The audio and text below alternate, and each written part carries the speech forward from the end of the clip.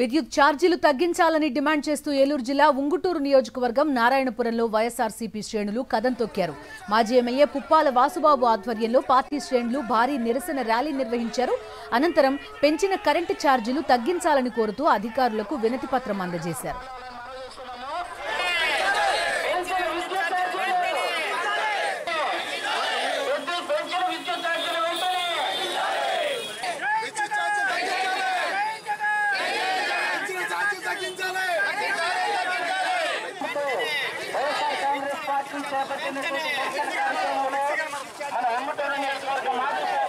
అత్యధిక భారాన్ని మోపినటువంటి విద్యుత్ ఛార్జీలను వెంటనే తగ్గించాలనేటువంటి ఏకైక